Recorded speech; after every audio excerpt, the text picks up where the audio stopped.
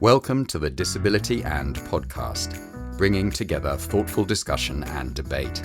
This month, writer, workshop facilitator and creative mentor, Omikemi, and multidisciplinary artist, socially engaged practitioner and creative producer, Priya Mistry, also known as What's the Big Mystery, chat about sustainability and maintaining good health in your art practice.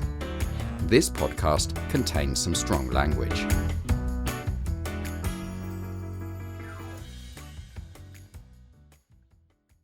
Yeah, look, good to be here with you, Priya.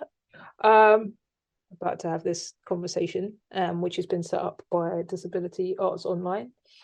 And I guess we're going to spend a bit of time reflecting on questions that are really, asking us to look at the idea of a sustainable arts practice, perhaps, identifying what that might mean for us.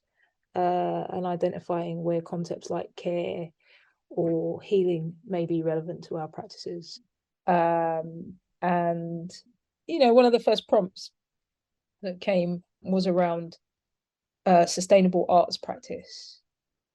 And I found it really tricky, but one of the quotes that came for me, I was looking at it again this morning, was from Fred Moten's Undercommons.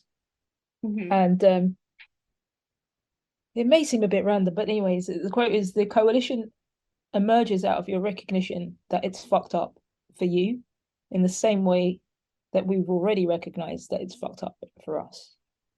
I don't need your help.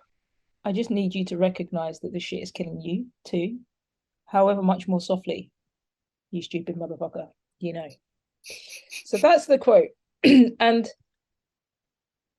I mean, maybe it's a bit of a stretch here, but what it was making me think about was the question of who is asking about sustainability and what are we sustaining? Mm-hmm. And is this something that, whatever it is this something that we want to keep going? Sure. You know? And one of the things, I was just running a workshop this morning, and one of the things I was reflecting on is that often if in my experience, if I couldn't maintain a practice, and obviously I didn't know this at the time, but on reflection, if I couldn't maintain something, it was because something needed to stop or change, like it reached its natural end. Sure. And when I'm in the cycle of pushing or exerting beyond the natural end to a cycle, then I'm moving into a space of living beyond my means. Mm-hmm. And I'm moving into a space of exhaustion. And that living beyond my means can look like eating things I'm not meant to eat, having sugar, having certain interactions, all the things that one can use to run a false economy, essentially, and prop myself up. And much of that then made me think about how operating in that way, that kind of boom and bust cycle, is part of, it's like an embodied capitalist imprint, Yeah, so those were some of the things that this question got me thinking about, and just this idea that cycles change, like we have changing capacities, we have changing levels of health, we have relationships that come and go, we have deaths, all kinds of things.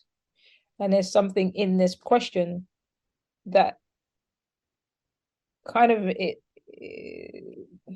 feels like it doesn't acknowledge that in some way, that we have a change in seasons and rhythms. And I'm curious about the context of that quote.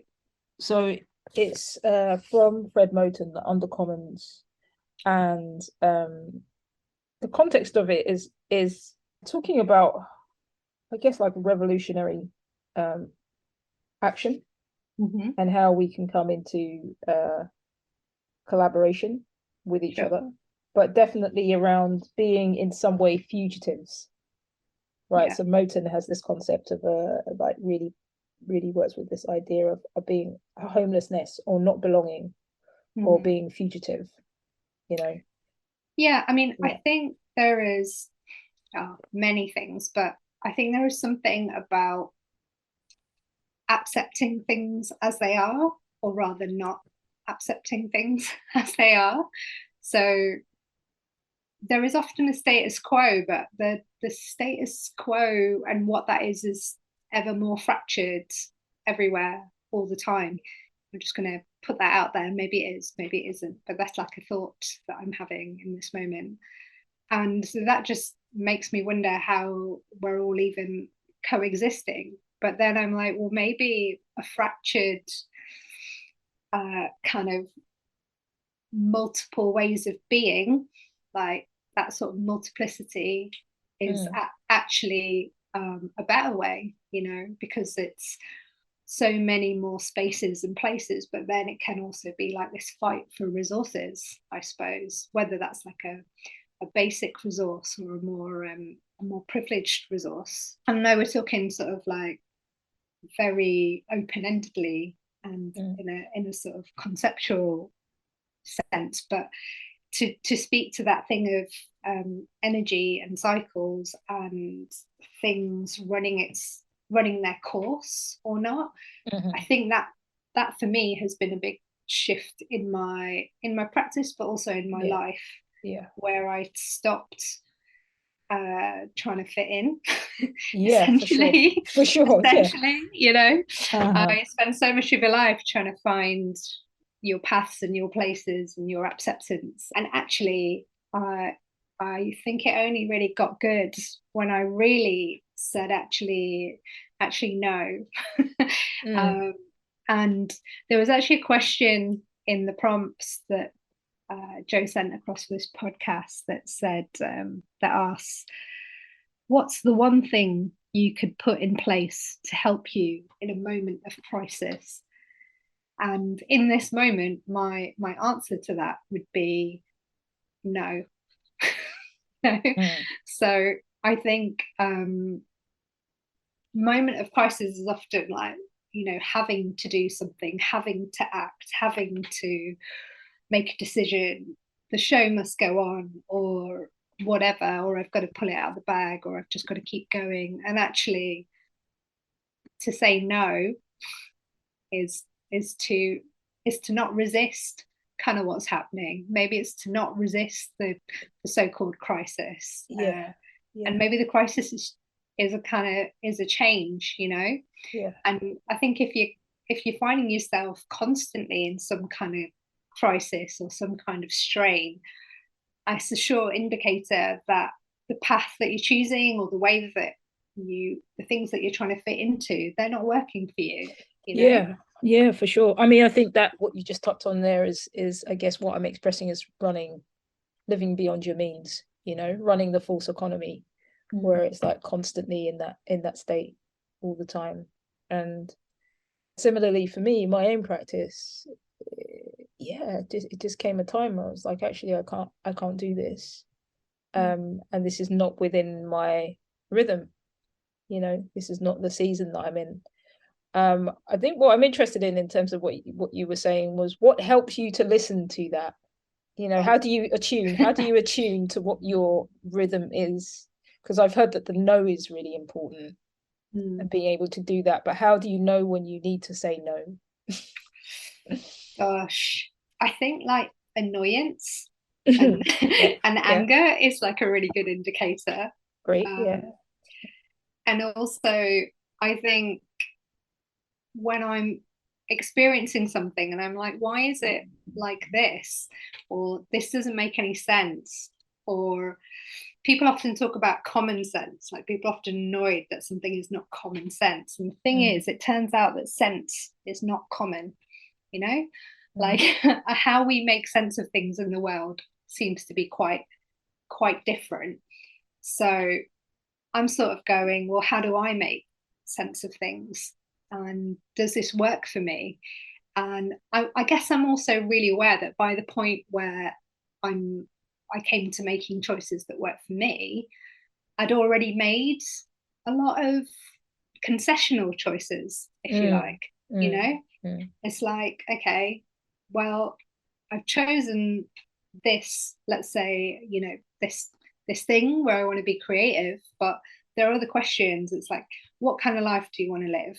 What kind of, I don't know, what kind of wine do you want to drink? I don't know. Do you want it to be like a £5 bottle, or do you want it to be a £20 bottle? I heard one person saying this one time, and it was like their choice, of saying that they decided to not try and be like a full-time artist, but actually being an academic and an artist enabled them to have enough money coming in so that they didn't have to be in crisis, and for them to, proportionately then make a choice to spend a certain amount of time doing their practice and a certain amount of time teaching or being in academia, and it meant that they weren't like a gazillionaire, but they were able to afford a quality of life. And I think that's interesting, because there's something there about, what you can afford or what you deserve.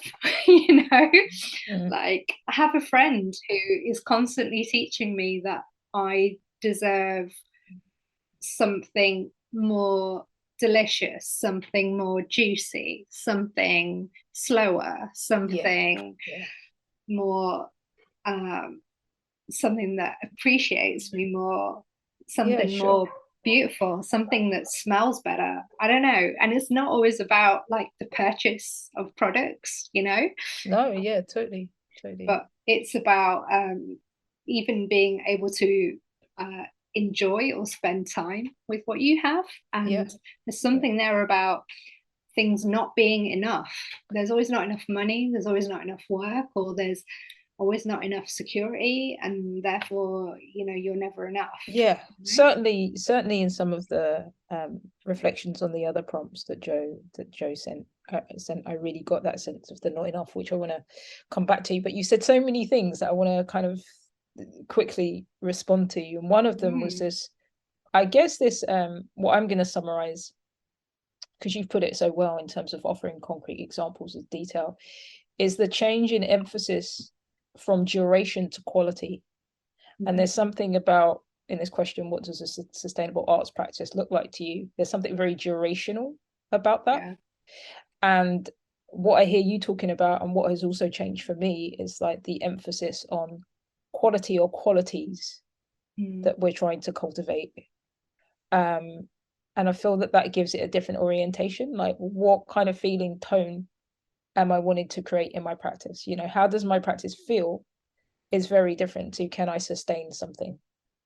These two things are really different. So I think perhaps for me, like a sustainable, if I'm going to use that phrase, an arts practice is going to be a bit more focused on the qualities and how I feel in that practice and how that's making me move into the world, rather than how long I can keep something going for.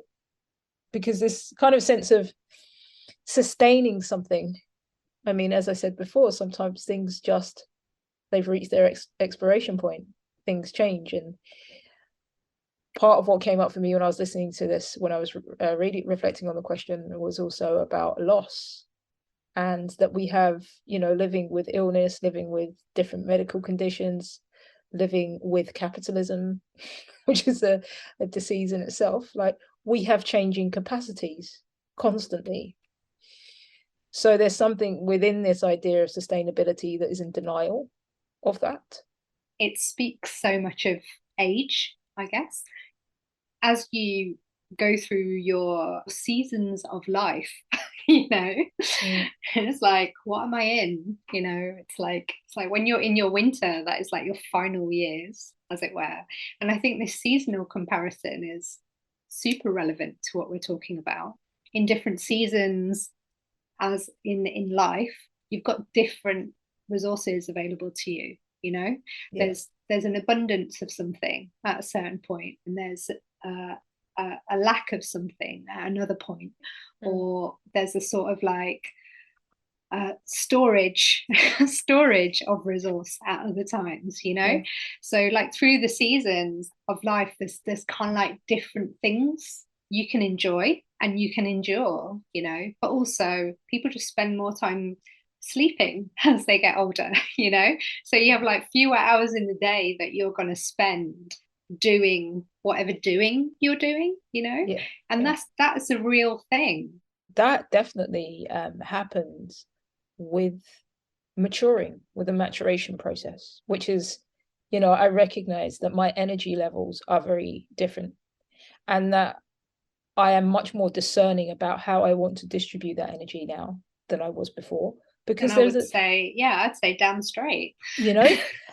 So it's all of that. So I guess in terms of anyone listening to what we're saying, I would say that, you know, it seems like from what we're saying so far that there's something about just the capacity to be able to say no, the capacity to recognize, I guess, attune to what your experience is, you know, because I think you mentioned some, like, I think feeling annoyance or feeling anger, recognizing what season you're in, you know, like some of these things I think are really important. Would you have anything to add to that? I think I was actually just thinking this morning about a Doris Lessing quote, which actually I don't know loads about Doris Lessing, but like one of her most famous quotes is like, whatever you want to do it now, because the conditions are never perfect or ideal or something like this. I want to tell you what that quote is proper, because it's, you know, I remember hearing it. Whatever you're meant to do it now. Do it the now. Conditions are always impossible. Impossible. That's the one. Yeah. And I think, yeah, it's just, I was rooming kind of with that thought this morning. I was like, what did she say? And I think that urgency in life is only really understood when you get to a certain point. You know, it's like there is a kind of live forever kind of feeling up to a certain point, because if you're not experiencing the body decaying, essentially, you know, breaking down for its future composting, then those are not the thoughts that you have, those are not things that can be comprehended or understood. And that's okay, that's cool, you know, that enables one to take all sorts of risks and do all sorts of things as well. I was thinking about this, and I also heard somebody talking about reading literature and thinking that they'd kind of done all their reading and understood lots of stuff, and reading a lot of kind of like feminist literature, and then coming to you know, having done that in their 20s and their early 30s or something, and then getting to this other stage in their own life when they're like more around 40, and suddenly going back to those books, going back to those texts to like almost learn something. So it's like a sort of looking to an elder's account of something to understand your position in the world, whether that's like as a woman, as an aging body, as an identity, as an activist, whoever you're talking to. But in this instance, it was that was the context, you know. And I thought, yeah, of course, for sure, of course you did, you know. And I think I also, I'm always looking for like, who are my elders, who are my people before me that are going to tell me things that I need to be hearing and resonating. Doesn't mean I'm going to accept all of those things, but there's a kind of knowledge there that, you know, that doesn't otherwise, I don't know, there's no handbook, right? But the knowledge is intuit, and to a degree it's shared, but it's also very different and nuanced depending on the kind of what your community is, what your culture is, what your choices are, you know. And what you're reminding me of there is was two things. The thing you said before really made me think about, you know, this durational element of the word sustainable, and this idea that you could just be here now with your whatever your capacity is right now, you know, rather than thinking about how to now I've got this bit of funding, and before I've even started developing those ideas or anything, I'm now looking for the next bit. And do you know what I mean? Like this being in this kind of process, rather than being in, okay, this is what's available now. This is the capacity that I have available now. How can I just be in that? You know, so that's what came to me. And then also what you were saying just then about, I guess, lineage, you know, and some of that will be people that we know, books that we've read. Reminds me of some of Lama Rod Owen's work actually around. He has a meditation practice. Lama Rod Owens is a Dharma practitioner, meditation teacher, political activist. And he has this practice called the 7 homecomings, and it's all about creating a community of care around you in some way.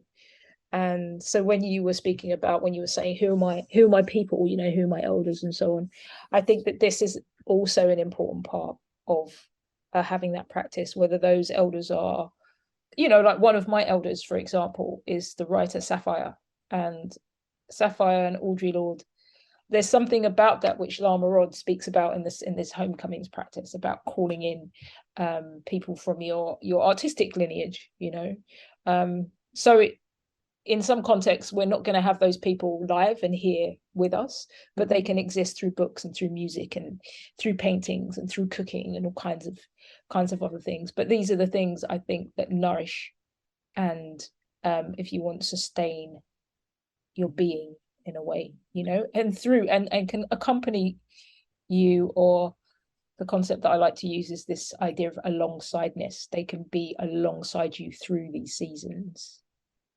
It feels like there is this rich, endless possibility of peoples out there that I don't know about, who are all like my teachers, my predecessors, my, you know, all of that. But also at the same time, I guess I'm struck by a couple of things that are like perhaps like less resonant with what we're saying. One of the things is that I'm looking the other way.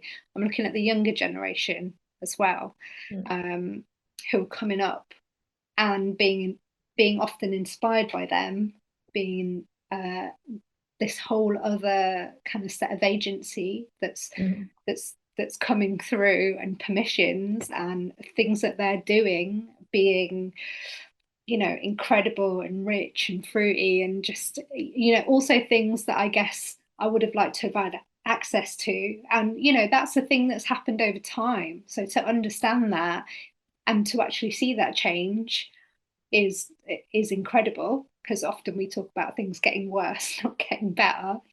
But also a lot of the references that we've made today are based in books or texts or literary places. And a lot of people now will, you know, they're going online, and there is obviously that monetization of the notion of like well-being, all those types of ideas. The other thought that's been clicking against me is that we're able to sit here, and I know that each of us have worked very hard to be where we are, but it's also like a place of privilege to speak from, or to even speak of having funding.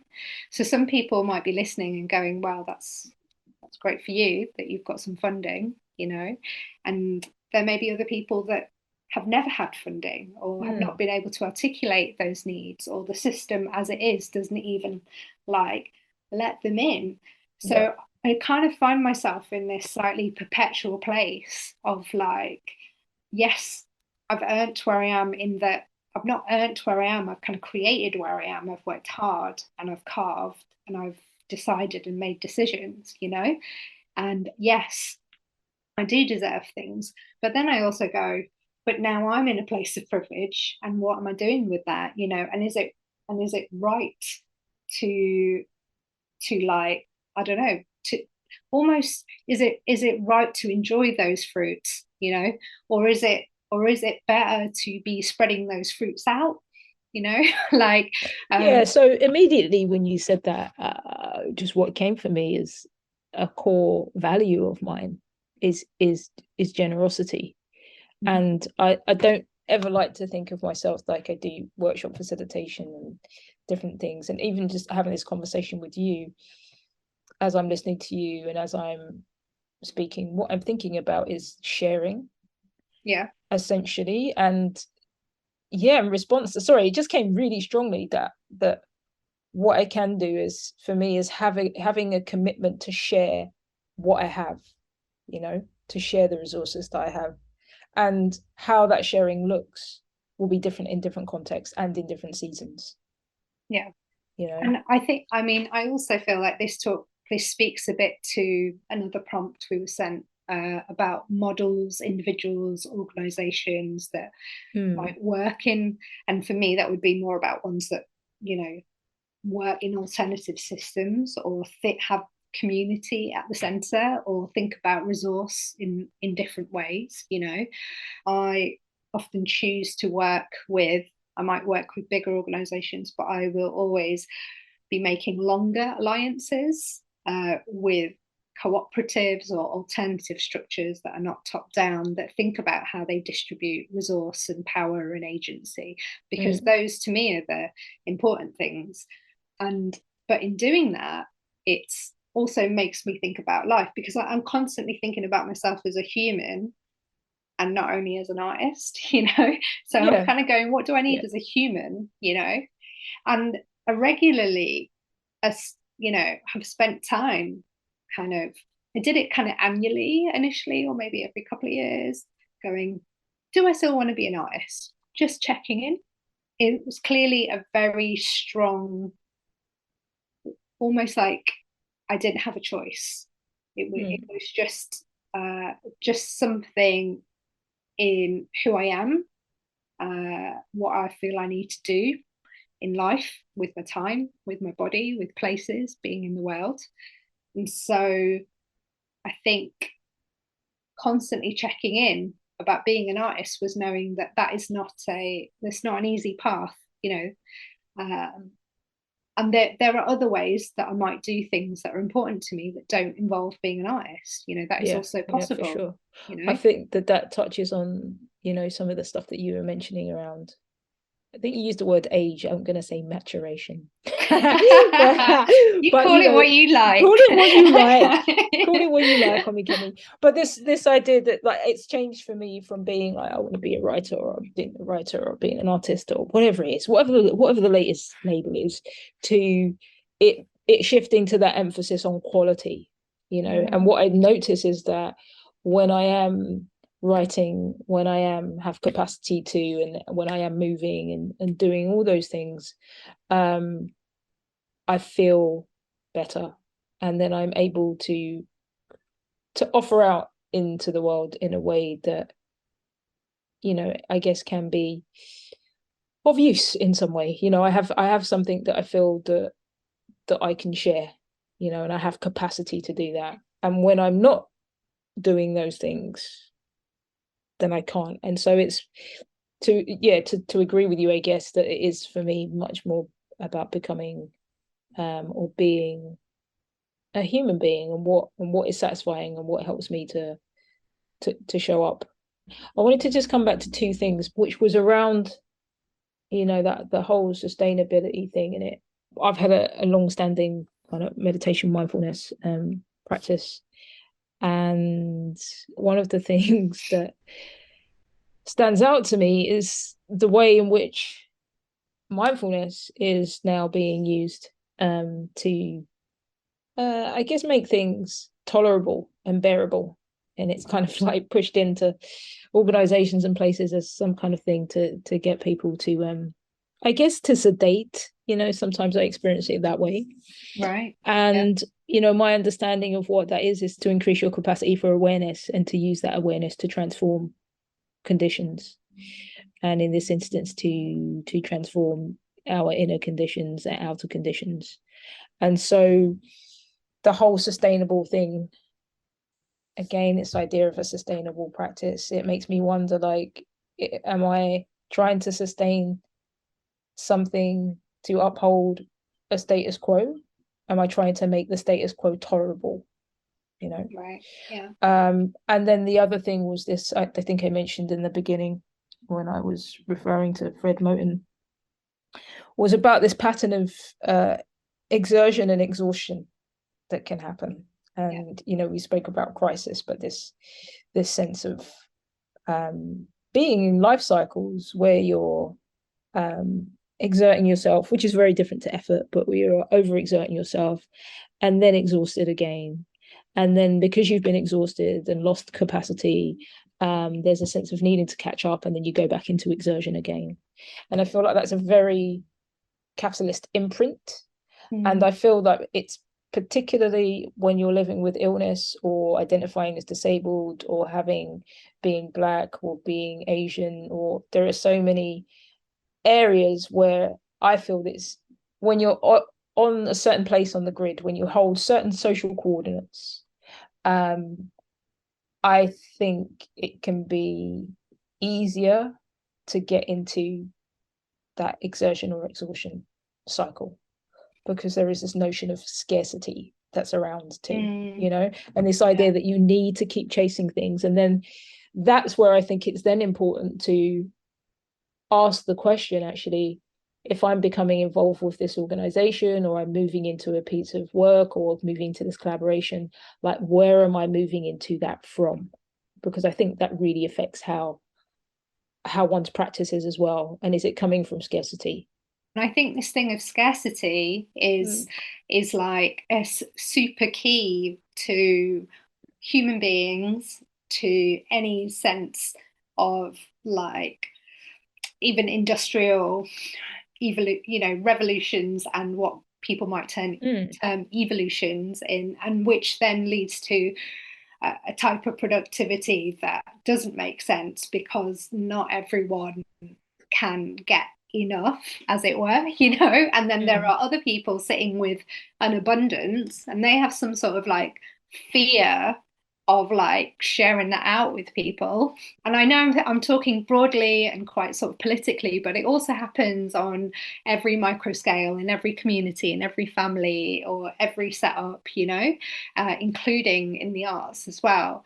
And that thing of scarcity, like, 100% speaks to me, and that thing of living with a kind of disability as well. So for me, I've just been carrying around for a really long time that I was at least 10 years behind where I wanted to be in my life, in my work, in my career, because I had this disability. And nobody cares about that. Nobody accounts for that. Nobody was like opening any doors, So all I was ever doing was like working harder, coping, getting by, making decision, asking myself every year if this is really what I want to be doing, or what I would be doing otherwise, and having to pave that space out. So I suppose on the flip side, once I have been gaining, if you like, these coordinates, or like power, essentially, once you have like some sort of power, some sort of say, some sort of agency, which isn't something that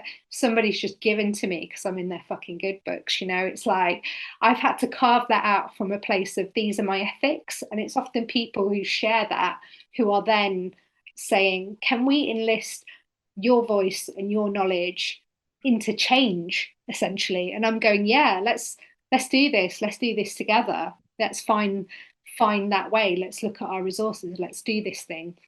But it is hard. And in listening to you, I was just sitting there going, I am really awful at being like in the moment. I have like high functioning anxiety as well. So like on the outside, everyone just thinks you're like bombing it, and stopping is a real problem, like crashing when you stop. And people don't see that. That's the thing. You're like tucked up somewhere in your room, possibly ordering in on a delivery service if you can be bothered to eat, and that speaks to me of bust and boom, but it also speaks to me of like, having a disability, always feeling behind, and then being at the intersection of my identity in terms of like gender, or just being really fucking awkward and not fitting into where you come from is really hard, because that's your basis. That's supposedly your security, your family, your unit that you're born into. And when that is not the who, the what you are, it goes against most grains of what I am, and it's like, what do you do with that?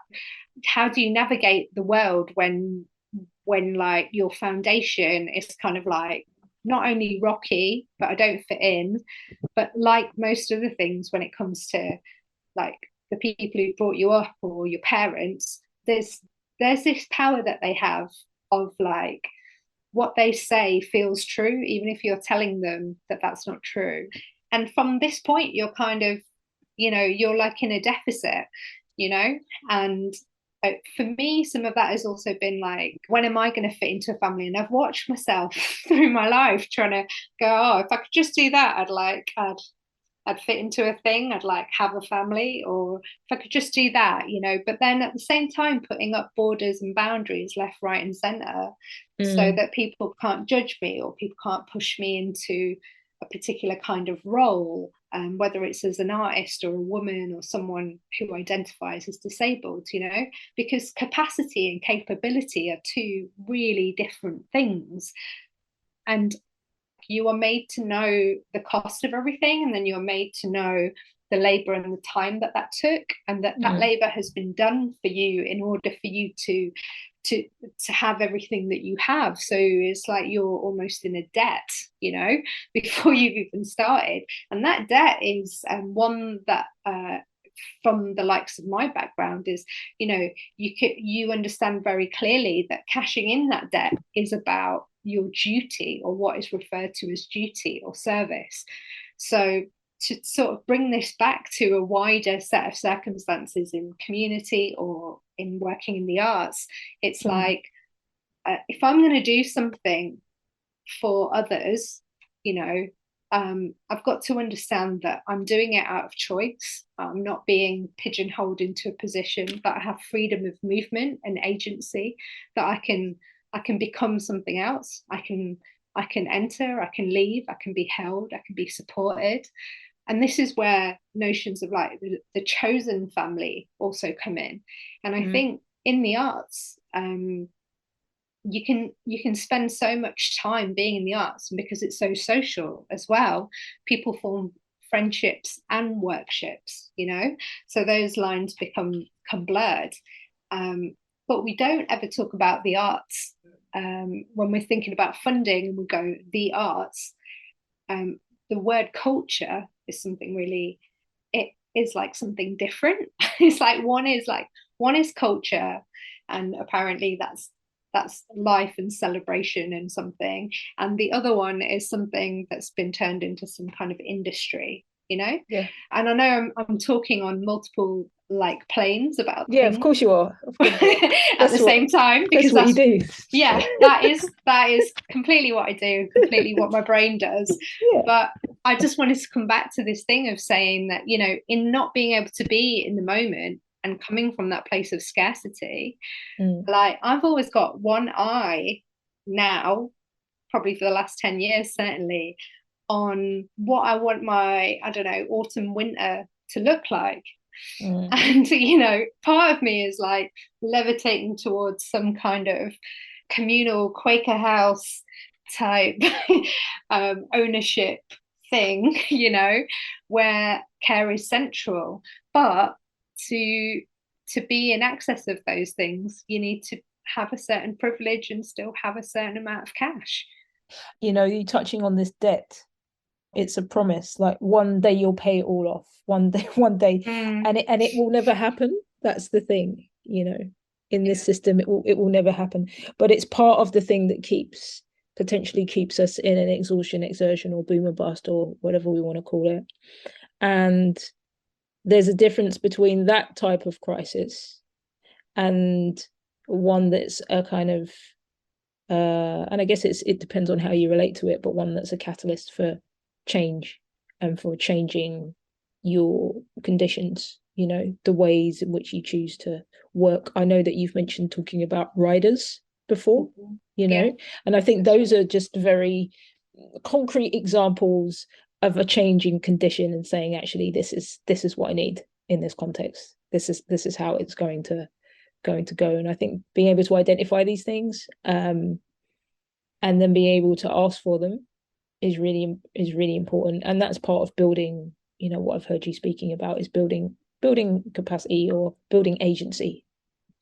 You were talking about resting, you know. Do you remember earlier on we were talking about resting, and there was that question, what's the one thing you could put in place to help you in a moment of crisis? And I was thinking, you know, my immediate response to that was, well, this is part of a takeaway culture, you know, and it very much depends on what the situation is, actually.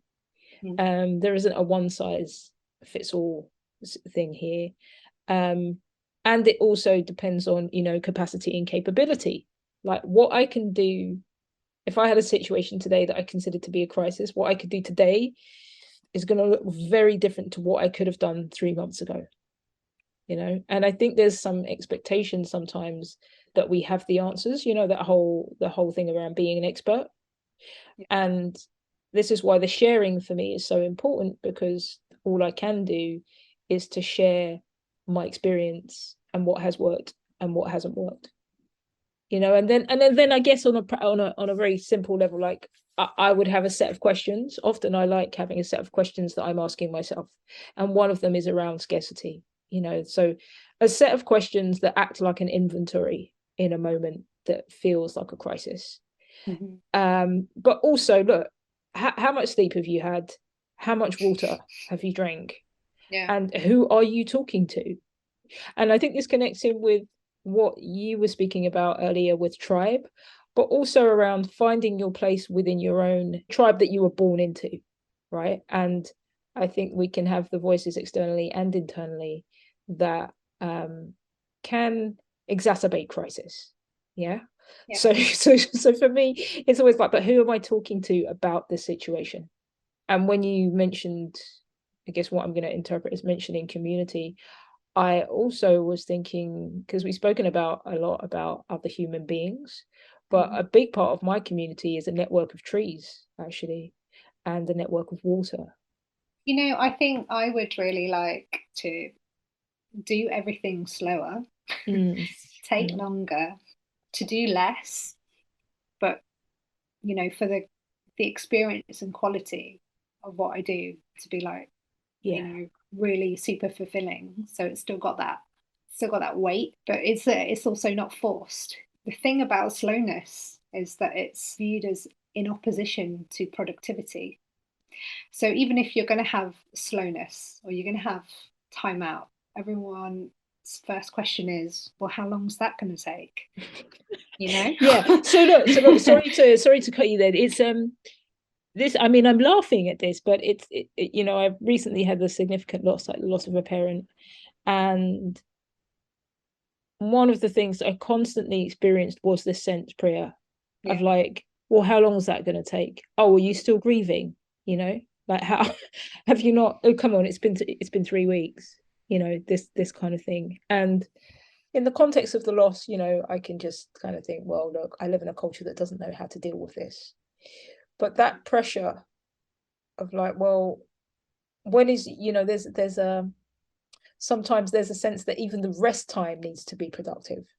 Yeah. Yeah. Yeah. What have you learned? Have you journeyed? Which journeyed implies movement, which implies that you've done something and you've gone somewhere, right? Right. I was on a project with Rajni, who we both know, years ago, called Lying Fallow, and I didn't get it at the time because it just basically, I mean, I don't I don't want to make the project sound simplistic, but a group of us met up and we lied fallow. We didn't do too much, and we'd done this over seasons. Yeah. And at the time, I didn't really get it. I thought it was great. My body knew that there was something really good about it, but intellectually, I didn't get it. Yeah. And I feel that what's happened is these ideas now have been very, of course, appropriated. And this idea of rest now has become a thing that someone wants to sell back to me. So yeah, I don't know how we get here, but when I was thinking about the models and organizations, and you were mentioning rest and being slower, I recently worked on a project with Spare Tire Theatre. I was doing these facilitating these COVID cafes, and it was essentially providing a listening space for people living with experience of long COVID or other long-term illnesses. What I found really brilliant was there was a deep and sincere sense of alongsideness. So as facilitator, I held the space, but I was also having my own experience of that. And I was able to have my own experience, hold the space, share why I was there, identify, relate, and ask the group genuine questions, rather than being someone that's asking smart inquiry questions. which is a difference. And for me, I think that kind of way of working is a way that really inspires me, and is really good practice, where I guess I can be really immersed in the work that I'm doing, and that I don't need to become someone else, you know, to be in it. For me, in my practice, like everything is very much about process. You know, it's about being in process. Yes. Yeah.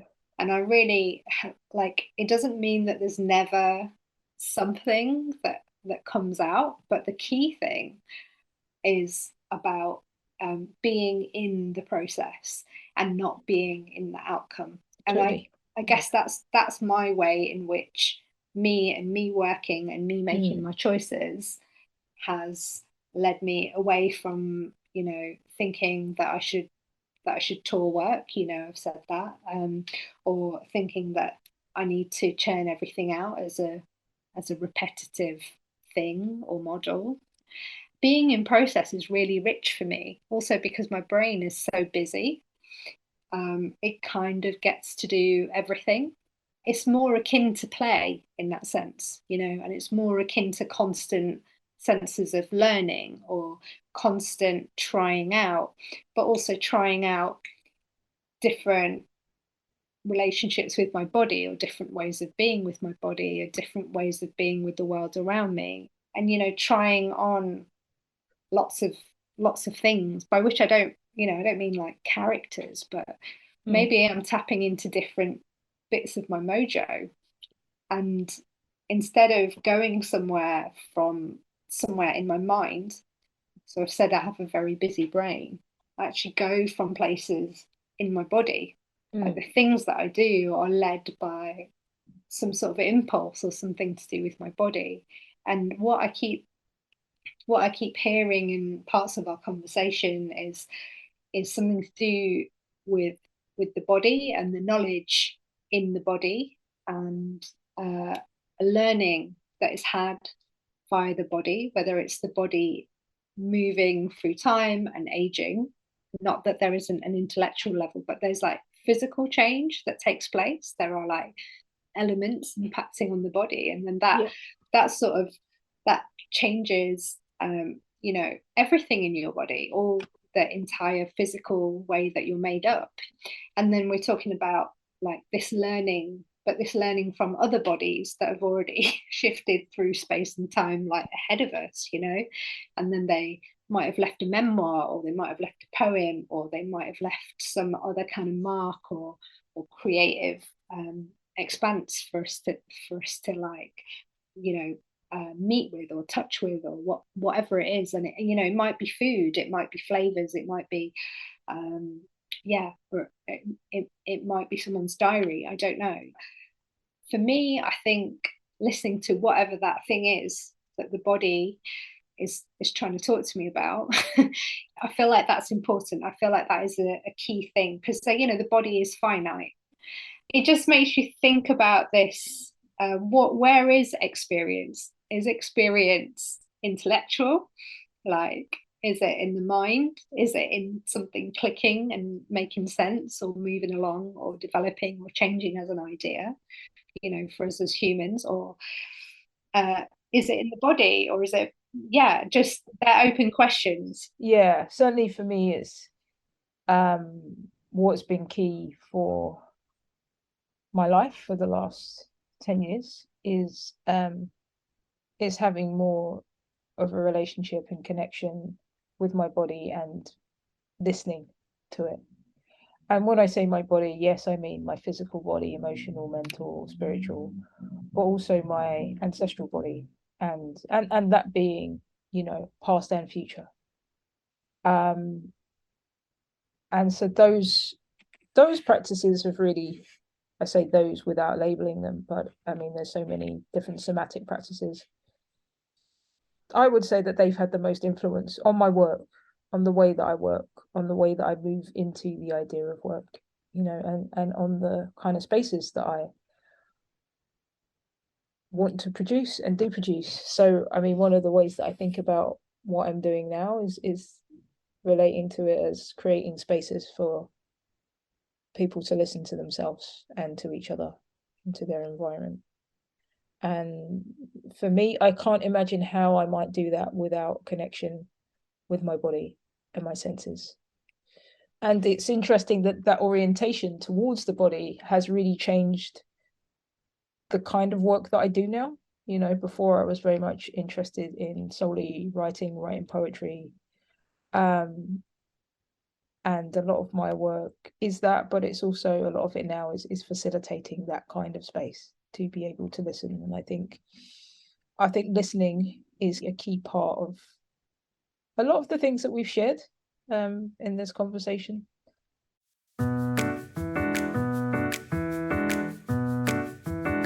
This brings us to the end of this month's podcast. We do hope you enjoyed it. Our thanks to Omikemi and What's the Big Mystery for a thoughtful and stimulating conversation. Please join us next month when Mind the Gap's associate producer Paul Wilshaw will be chatting with touring director Tamara Searle and ensemble member Scott Price from the award-winning Australian theatre company Back to Back. Back to Back are currently touring the UK with their show The Shadow Whose Prey the Hunter Becomes. Further details can be found at www.backtobacktheatre.com.